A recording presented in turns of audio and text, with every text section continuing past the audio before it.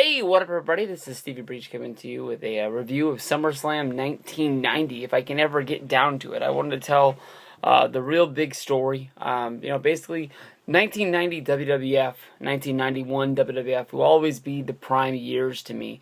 I know that when you look back over it throughout time, monumental sort of moments didn't really happen throughout those years. Hulk Hogan was the champion, or he was, transitioning Ultimate Warrior into being the next champion for the WWF, but he was like that legendary status kind of guy.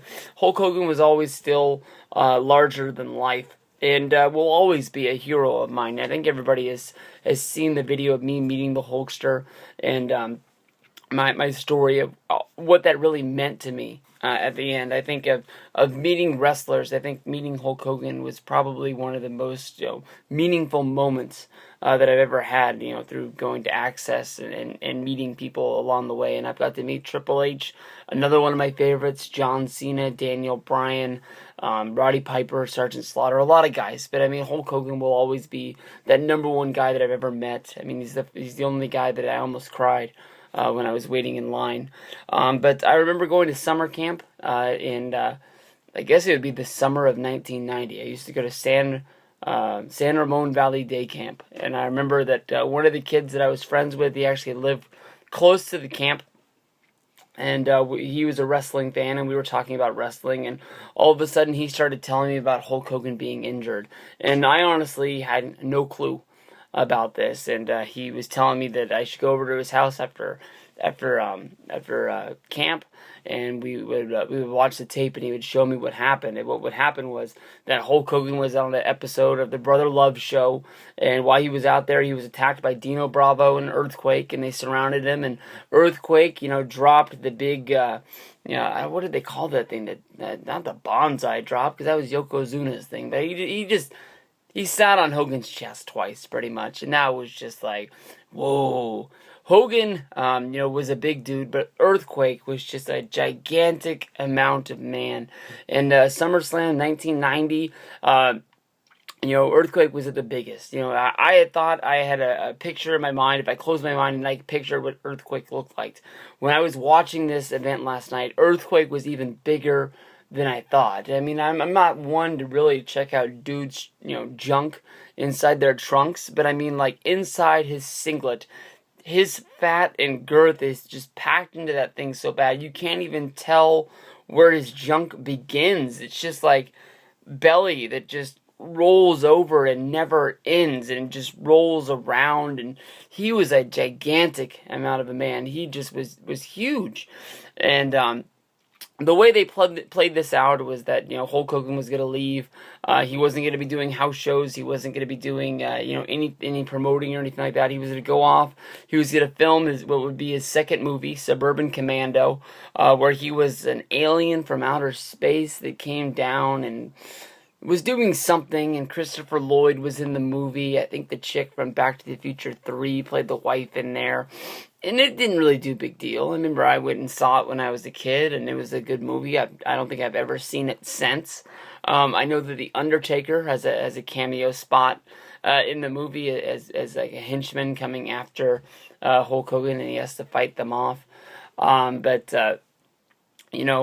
As a kid, with a Tugboat, who was Hulk Hogan's friend, coming on TV saying that Hulk Hogan was in the hospital and he was recuperating and he was trying to get strong. That, meant the world to me. And I was like, what, my hero is down. I mean, like, what am I going to do? And Tugboat, was trying to get people to go out and buy friendship bracelets, which were basically just, woven pieces of string. I think everybody's had a friendship bracelet, and WWF was selling them for like $4 or $5, and they were yellow and red, and they said Hulk Hogan or Hulk Rules, something to that fact. I really wanted one. I never had one. I've never thought about them until I talked about them right now. Maybe I will search the pages of eBay and see if I can find a Hulk Rules friendship bracelet from 1990. That sounds like something I must own right now. But basically, I wrote Hogan a letter. I don't really know what it said. Just maybe basically, Hulk Hogan, get well soon. Come back and kick Earthquake's butt. And because I did that, he mailed me this postcard. This postcard is something that I've kept For years and years. This is dated, it says August 31st, 1990, is when he wrote back to me. It just says, "Dear Hulkamaniac, you never really appreciate. I know you'll never really know how much I appreciate hearing from you. It is because of you and millions of Hulkamaniacs like you that I have decided to return to the ring. I will strive to be worthy of your support once again. Thank you, Hulk Hogan." And it's got my address on there, and I'll show it to you because I don't live there anymore. So, that's it right there. Hulk Hogan working out with the dumbbell. I've kept this in a safe spot for years. I mean, this isn't somewhere that I look every day, but it's in somewhere that if I know I want to look at it, it's only a minute before I can grab this. And I really honestly meant to bring this to WrestleMania this year. It just slipped my mind through the last things. I didn't want him to sign it. I think I just wanted to show it to him, and told him that I was one of those marks that wrote him a letter. When he was in the hospital back in the day. But because I did this, WWF basically, knew I was a mark, knew I loved wrestling. They put me on the mailing list. I got another one of these postcards when Suburban Commando came out to go out and go see the movie, reminding me that it was coming out. They put me on the WWF mailing list, which was always cool because they would mail me like the catalog twice a year, saying these T-shirts, these posters. It's basically like WWE Shop. I don't get the magazine anymore. I don't know if in the middle of the magazine they still put that pull-out in there and it says, everything that's in there. I don't know if they do that anymore, but they used to back in the day, and that was always one of the coolest things to look at. Hogan being injured, that honestly was a real big deal. I'm trying to decide if I have enough time to do the review of the whole show or if I want to keep going. But that's why this show always is very memorable to me.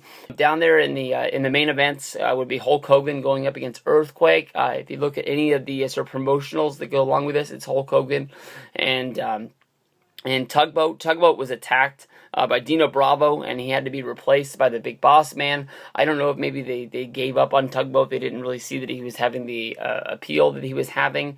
He would have a little bit of a run on his own, being Tugboat after that, but everybody knows he ends up turning into the Typhoon with the natural disaster, teaming with Earthquake, going on to winning the tag team championships. But Hogan fights against Earthquake, and this is a match that really did surprise me. It wasn't what I thought it was going to be. It's a normal Hogan and Earthquake match where Hogan has to overcome the odds of Earthquake squashing him in the ring, sort of answering everything that Hogan has to offer in the match.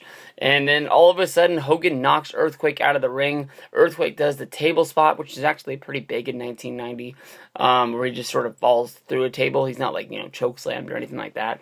And because of that, Earthquake gets counted out. The main event ends in a count out. This is not what I remember as being a kid. I remember the Hulk Hogan got the win.